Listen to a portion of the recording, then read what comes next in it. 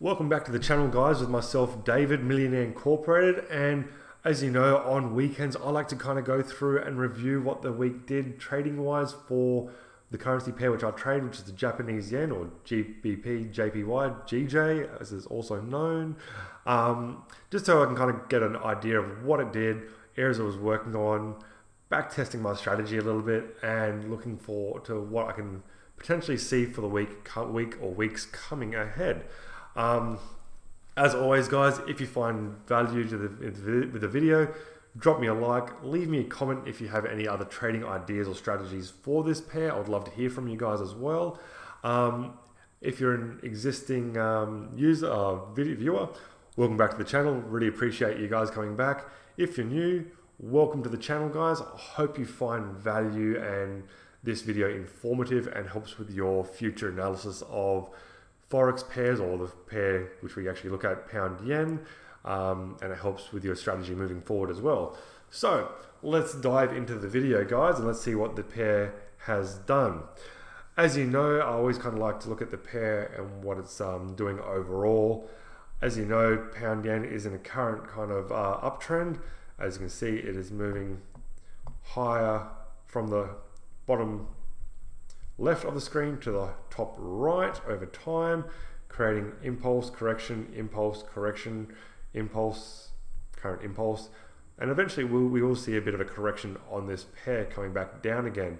To what price, I'm not too sure. It is completely dependent on the currency itself. But currently, like I said, we're in a impulse move in an uptrend on the pound yen pair. So let's dive into, let's see what it did actually during this week. So let's zoom in a little bit. So as you can see, the pair actually opened, where was it? Here, at the end of last week. And if you watched my last video, I was kind of watching this area here where it closed at roughly 143.35. I'll just draw a horizontal ray around here. I was tidying that up so you can actually get the right coordinates. Around here. That was an area I was looking at from the 4-hourly zones back almost a year ago. I'll drop the link to my video from last week so you can actually see why I was actually looking at that area. I'm not going to go into it now. So as it closed kind of bearish on the daily, let's go to the daily so you can see what I'm talking about here. So last week it closed just above this area with a bit of a wick above it. So I was looking at a bit of an exhaustion, looking for it to kind of come down lower to test this area of this wick from the 142.600 area of a daily candle, which was created almost about 9-12 months ago as well. Where it actually made a massive impulse move down. So I was looking at that area for potential for exhaustion for the pair to come lower again over time as well. So let's go back into the 4-hour. So as you can see though, price opened on this candle here, came down, exhausted, and then kind of moved up higher to this area of 144.10-ish with the wick there, before kind of gradually moving down lower.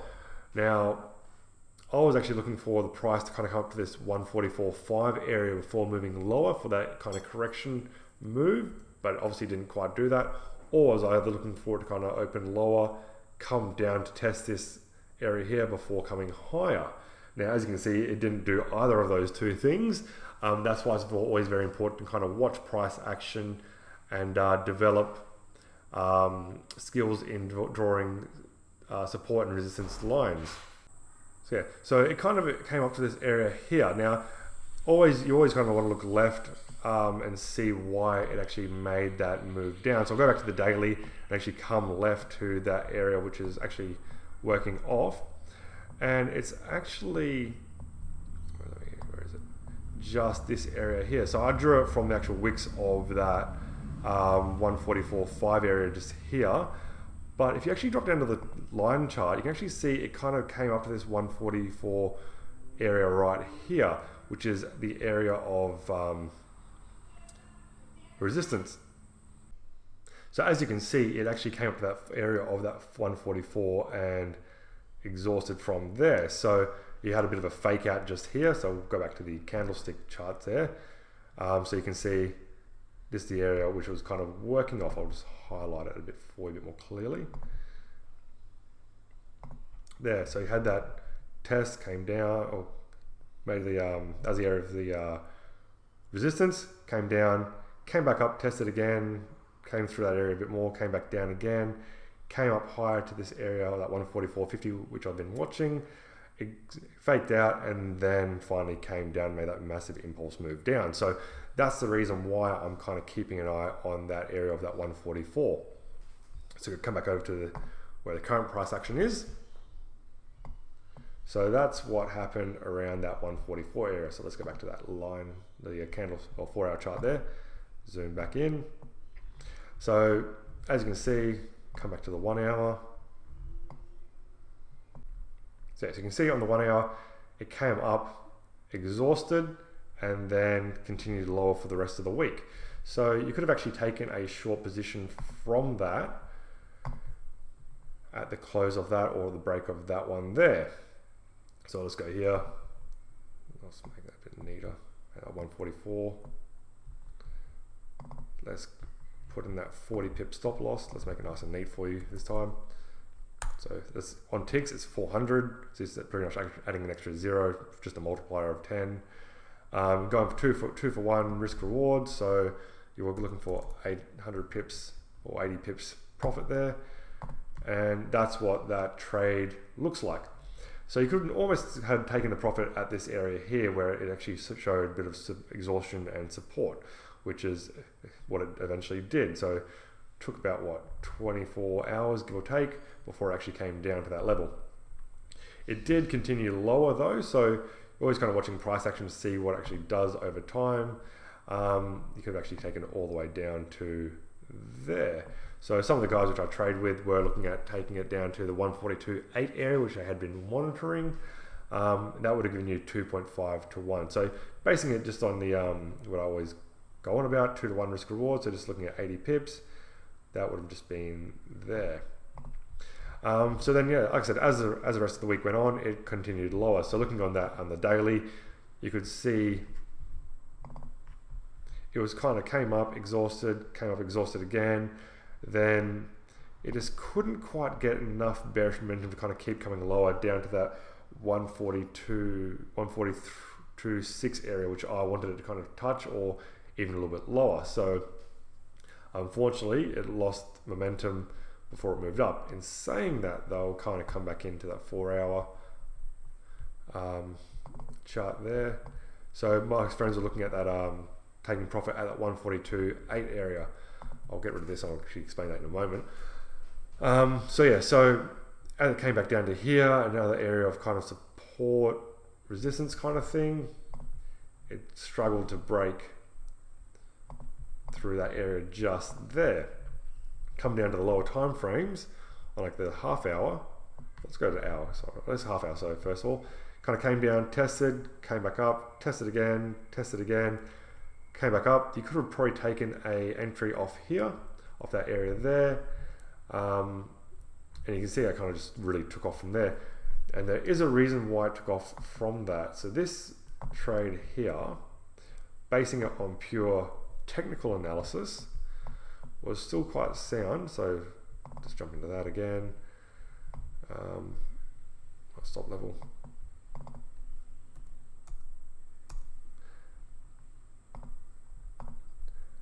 So yeah, so looking at taking that trade from that, you could have taken it back up to that area of that 142, which is back up, or 144, sorry, back up here, and that would have given you a 2 point something to 1 risk reward. Let's try that so you can see 2.7 to 1 risk reward, giving you 100 pip profit from that trade, which is quite a nice trade to take. In saying that, look at it on the 1 hour, it's where it does get a little bit confusing. You can see, again, all those wicks above the candles there. Let's delete that for a second. All those wicks above those candles there, looking like it's going to exhaust and kind of continue lower to, like, say, that 142.6 area. but just didn't have that momentum to kind of keep moving it forward.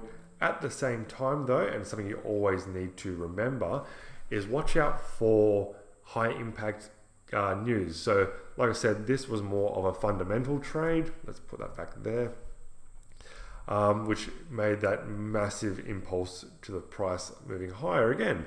It was the actual UK monetary policy meeting and the announcement on relating to that, which made it move literally 100 pips within 1.5, 2 hours kind of thing, or a couple of hours there. So it was quite kind of uncertain in here around the at the entry there, which you could have taken before it actually just completely took off.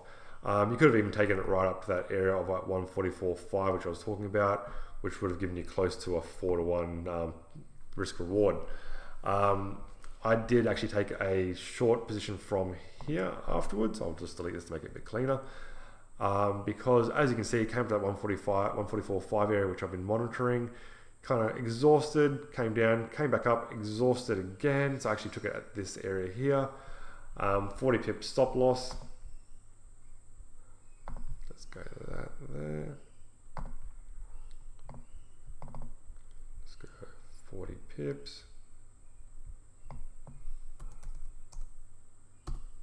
Because I was thinking finally it's going to exhaust and kind of come down. As you can see, not the case. And that would have came back down to this area here, which I was looking at as a potential area of support. As you can see, had the high before it kind of kept coming lower. Not the case. But in saying that, that was 3 trades, 2-to-1 risk reward. So I've made 2, made 4, lost 2. So profit for the week was 2-to-1 kind of thing, which is still quite reasonable. Let's delete that. So you're still making that two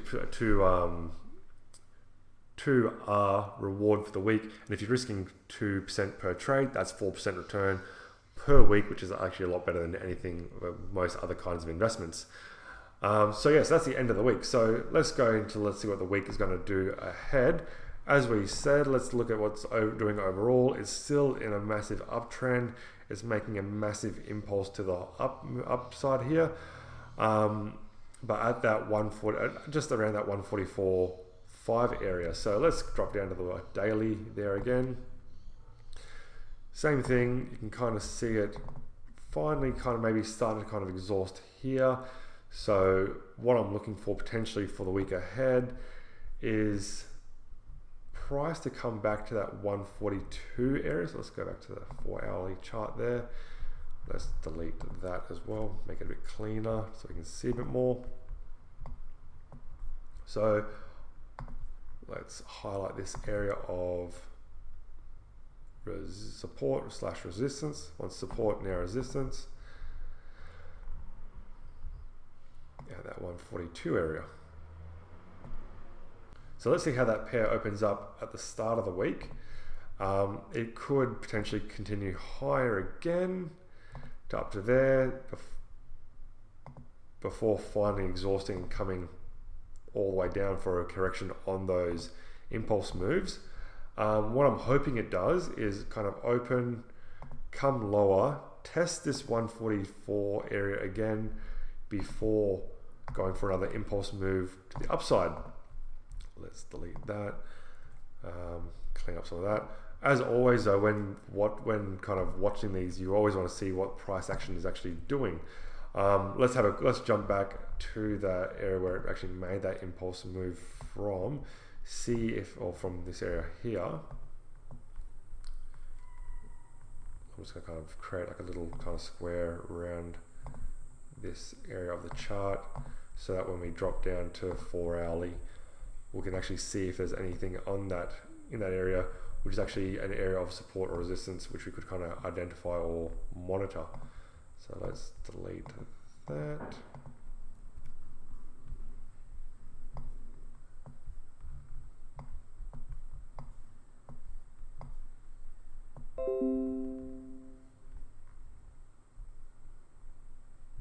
Battery's always running out, guys, so let's try and finish this up quickly. So another area of potential support or resistance could be this area just here, where you kind of came down, came back up to test that area of resistance. came back lower, came back up to test it before dropping down for that move. So let's look at that on the line chart. Let's draw a horizontal ray so you can kind of see just there. So it might actually come up to that 145.50, 145.6 area before making another impulse move down. So let's come back over here. So it could actually, like I said, let's grab the arrow again, come back up higher, test that area there before dropping down. It could also, like I said, I don't want that. Come back down to test this area here before moving higher again to that 145.6 or 146.50 area. So it's a few hundred pips left in that move. Like I said, it could actually drop from either of those areas. So always, like I said, monitor price action, manage your risk per trade, and let's see if we can have another profitable trading week. As always, guys, hit the like button. Let me know what you actually think about that trading idea plan. If you have any other comments about it, let me know as well. Would love to hear from you. If you aren't already a subscriber, hit the subscribe button as well. Hit the notifications button. Come back next week. I do these weekly reviews of the pound yen every week. So hopefully they help you, especially in the trading journey. And yeah, hope you have a great weekend, guys. Take care.